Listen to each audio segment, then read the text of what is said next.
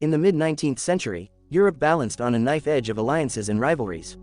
After Napoleon's defeat, the Congress of Vienna in 1815 created the Grand Duchy of Luxembourg and placed it in personal union with the Kingdom of the Netherlands. The Dutch king also became Grand Duke of Luxembourg, but the duchy stayed inside the German Confederation, and its fortress, the so-called Gibraltar of the North, housed a Prussian garrison. That massive stronghold guarded vital roads and river crossings. For 50 years the awkward setup held. Then, in 1866, everything shifted. Prussia smashed Austria in the 7 Weeks' War, dissolved the old German Confederation, and formed the North German Confederation. French Emperor Napoleon III had stayed neutral during the fighting, quietly expecting land as a reward.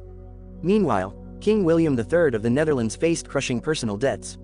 Maintaining Luxembourg drained his already shaky finances. On March 23, 1867, France offered William 5 million guilders for the entire Grand Duchy. Desperate for cash, the king accepted the same day. The secret deal seemed done. But Prussian Chancellor Otto von Bismarck exploded with rage. He saw French control of Luxembourg as an immediate threat to Germany's western border. German newspapers whipped up nationalist fury. Crowds demanded that Luxembourg stay out of French hands.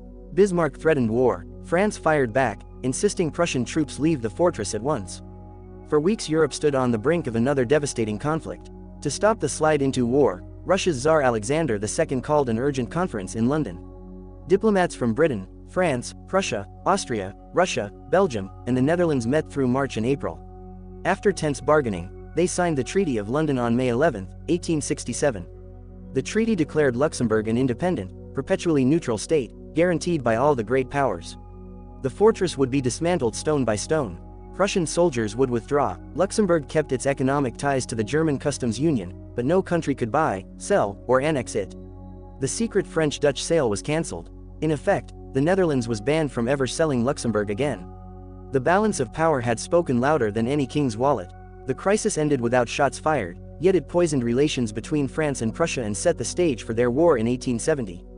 For Luxembourg, the treaty was a lifeline. It remained loosely tied to the Dutch crown until 1890, when William III died without a male heir.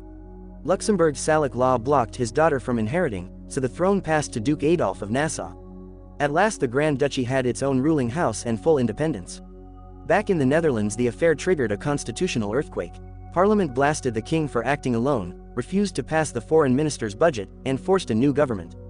The episode helped establish the principle that Dutch ministers must enjoy parliamentary confidence. So why was the Netherlands banned from selling Luxembourg? Because in 19th century Europe, even a king could not auction off a strategic fortress without threatening the fragile peace that kept the continent from exploding. The great powers chose collective security over royal profit. That decision turned a tiny duchy into one of the world's most stable and prosperous nations, a living monument to old-fashioned diplomacy. If you enjoyed this video then like the video, drop a comment and subscribe to the channel.